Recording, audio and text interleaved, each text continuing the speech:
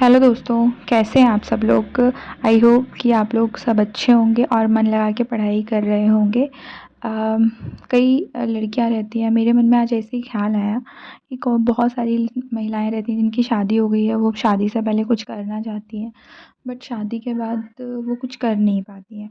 तो सोचती हैं, और कई ऐसी रहती हैं जो कि शादी हो रही है तो जॉब छोड़ दो, उसी में सब कुछ करती रहती हैं कि हाँ, कभी ऐसा लग रहा है कि लाइफ में कुछ बचा ही नहीं है, मतलब इस तरीके का लगता है।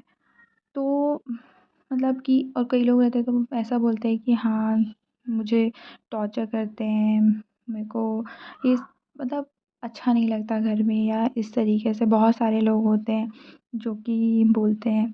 खासकर एक लड़की को मुझे लगता है कि इन सब सिचुएशंस का कभी ना कभी अपनी लाइफ में सामना करना ही पड़ता है। शादी कोई लड़कियां ऐसी होती है जो शादी के पहले बहुत अच्छी पोजीशन में होती है, और क्या होता है कि ड्यू टू मैरिज उन्हें घर में बैठना पड़ता है, खाना बनाना एक्सेप्ट करना पड़ता है, या वो खुद कर लेती हैं। लेकिन आपको ये नहीं पता है कि आपका एक्सेप्टेंस जो है वो आपको कहाँ तक ले जाकर छोड़ेगा। कुकिंग कुकिंग करना, सबका ख्याल रखना, ये चॉइस करना कि हाँ, हम सबका ख्याल रख लेंगे, तो कुछ समय तक ही लोग आपकी वैल्यू करेंगे। उसके बाद आपको कोई आप सबके लिए एकदम कॉमन हो जाएंगे, और आप जो इज्जत, रिस्पेक्ट, वैल्यू लोगों से पाना चाहते हैं ना, वो आपको नहीं देंगे। तो मेरा सभी से यही रिक्वेस्ट है कि अगर आपकी लाइफ में भी ये फ़ेज़ आ रहा है, तो इसका एक बेस्ट सॉल्यूशन है कि आप पढ़ाई करें। अब पढ़ाई कैसे स्टार्ट करें? कई लोग बोलते हैं कि नहीं, बहुत सारे लोग मतलब सोचते हैं ये वाली बातें कि हाँ, पढ़ाई छोड़े तो बहुत साल हो गए हैं, अब कैसे पढ़ें? हम ना ये चीज़ लाइफ में कब सोचते हैं, जब हमने बहुत सारे रिसोर्सेज़ को बर्बाद किया होता है। लाइक हमने टाइम को बर्बाद किया होता है, अपनी एनर्जी वेस्ट की होती है, और उसके बाद फिर हमें समझ आता है कि ऐसी ज़िंदगी अब मुझे नहीं जीनी है।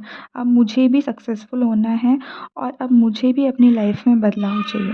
फिर हम बहुत बार कुछ सोचकर अपनी लाइफ को चेंज करने के लिए कुछ पढ़ना शुरू कर देते हैं। और कोई महिलाएं होती हैं जो 35 प्लस की एज में बहुत लो फील करती हैं कि शादी को बहुत साल हो गए हैं, कोई ग्रोथ नहीं दिख रही है, या हमने कोई एग्ज़ाम दिया है और आप सक्सेसफुल हो नहीं पा रहे हैं, या बार बार एग्ज़ाम्स में फ़ेल हो रहे हैं। तो इन सब चीज़ों को क्या है कि ये सब चीज़ें तभी आती हैं जब हमने बहुत सारा मतलब अपना पढ़ाई का टाइम बर्बाद किया है, बहुत सारी चीज़ों का मतलब पीछे फालतू चीज़ों में बैठे हुए, या हम मोबाइल लेकर ही रील्स देख रहे हैं, या अपना बहुत सारा टाइम वेस्ट कर रहे हैं। जैसे आजकल के ज़माने में क्या होता है कि मोबाइल ही एक सबसे बड़ा डिस्ट्रैक्शन होता है।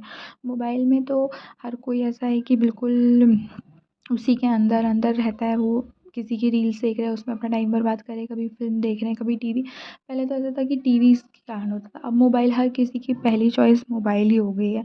आपको सबसे पहले ये करना है कि आपको ये देखना है कि आपका टाइम सबसे ज़्यादा वेस्ट कहाँ हो रहा है।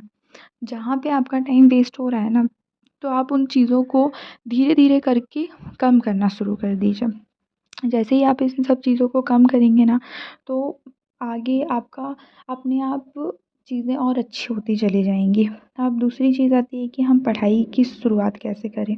अब हमने पढ़ाई को कैसे फिर से रीस्टार्ट करें, क्या पढ़ना है, कौन से एग्ज़ाम्स की तैयारी करना है, कैसे करें कि अब वैकेंसी आ गई है या वैकेंसी आने वाली है। तो हमको समझ नहीं आता है कि हम किस तरीके से क्या पढ़ें, किस तरीके से हमें पढ़ना चाहिए। तो इन सब चीज़ों का एक ही सॉल्यूशन है कि आप एक बार पढ़ाई करने की कोशिश करें, कोई भी बुक जो हो आप उसे उठाएँ। कोई भी बुक जो आपका मन पसंदीदा सब्जेक्ट हो, या किसी का मैथ्स होता है, किसी का आर्ट्स होता है, किसी का साइंस होता है, तो किसी की रीज़निंग बहुत अच्छी होती है, किसी का, तो इन सब चीज़ों में आप अपनी जो टाइम है ना उसको उसको दीजिए। मतलब आप अपने दिन का 10% एक टाइम जो है वो पढ़ाई में लगाइए। और अभी ये मत सोचिए कि आपको क्या पढ़ना है बस, या आप कैसे पढ़ेंगे, आप क्या होगा। आप सिर्फ़ अपने 24 घंटे में से आपने अपने 1 घंटा अपनी पढ़ाई में स्टार्ट करिए, और ये 10 दिन तक करिए। 10 दिन तक सिर्फ़ आपको 1 घंटे पढ़ना है कि हाँ, जो भी मन करे आपका।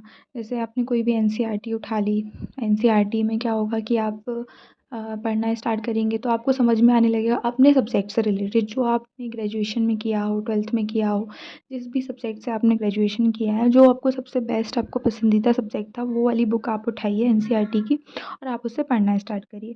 आप अगले 10 दिनों में 1 घंटा पढ़ेंगे ना तो आपके लिए ना आपका ये ज़िंदगी का एक पार्ट मतलब उस लाइफ़ का एक पार्ट हो जाएगा। एक दिन का जो 24 घंटे का एक पार्ट हो जाएगा कि हाँ, जैसे हम खाना बनाते हैं, दूसरे काम करते हैं, उसी तरीके से हमको 1 घंटा इसके लिए निकालना है। तो आप क्या होगा उस चीज़ में आपको मज़ा आने लगेगा और आप पढ़ना स्टार्ट कर दोगे और आपको लगने लगेगा कि हाँ, मैं अपना 24 घंटे में से 1 घंटा पढ़ाई को दे रही हूँ या पढ़ाई के लिए स्टार्ट कर रही हूँ। फिर ऐसे ही करके और ये भी मत सोचिए कि अभी मेरे को किसी एग्ज़ाम की तैयारी करना है या किसी गवर्नमेंट एग्ज़ाम की तैयारी करना है। बस छोटा-सा स्टार्टअप है जो आपको लेना है कि हाँ, मुझे 24 घंटे में से 1 घंटा या तो सुबह पढ़िए या तो दोपहर में पढ़िए या तो शाम को पढ़िए या तो रात में पढ़िए।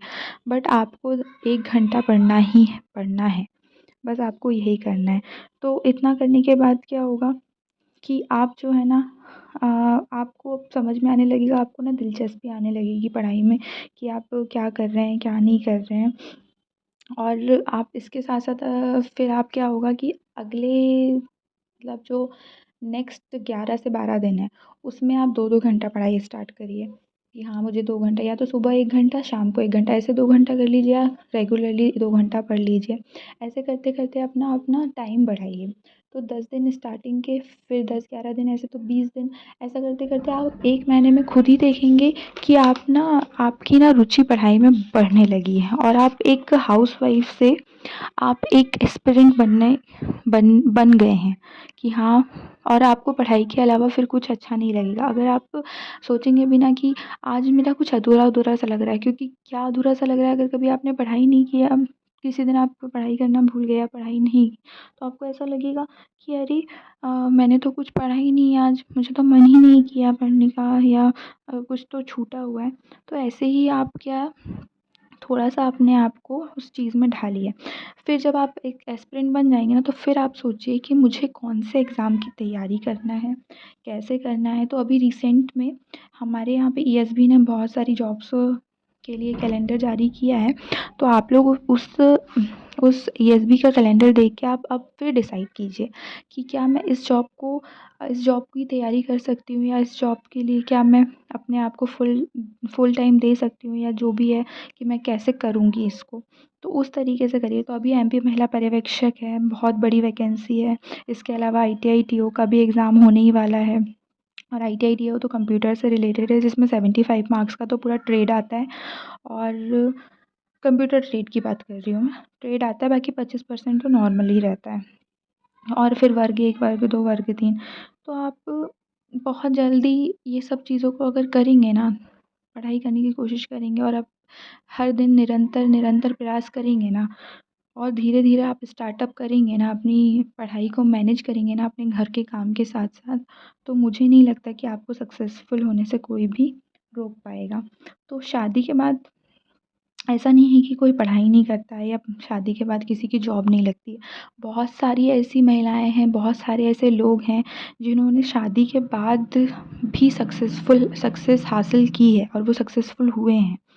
तो अगर आप ऐसे अपने अपने दिन भर की 24 घंटे की जो निरंतर प्रक्रिया है उसमें से 1 घंटा, 2 घंटा, 3 घंटा ऐसे निकाल के अपने आप को पढ़ाई के प्रति समर्पित करेंगे ना, तो आपको अपने अंदर खुद ही कॉन्फिडेंस आएगा कि हाँ, मैं कोई भी एग्ज़ाम निकाल सकती हूँ, मैं किसी भी एग्ज़ाम के लिए पढ़ाई कर सकती हूँ और जो मेरा एग्ज़ाम है वो किसी भी एग्ज़ाम को मैं क्वालीफ़ाई कर सकती हूँ। तो कोई भी सब्जेक्ट हो, आप अपने आप को ज़रूर डेडिकेशन के साथ और पढ़ाई करना स्टार्ट करिए। आप कोई ना कोई एग्ज़ाम्स को ज़रूर क्रैक कर लेंगे। ये मेरा आपको 100% गारंटी है। ठीक है? तो कोई भी एग्ज़ाम है उसकी तैयारी के लिए आप अभी से लग जाइए। वैसे महिला पर्यवेक्षक तो बहुत बेस्ट अपॉर्च्युनिटी है।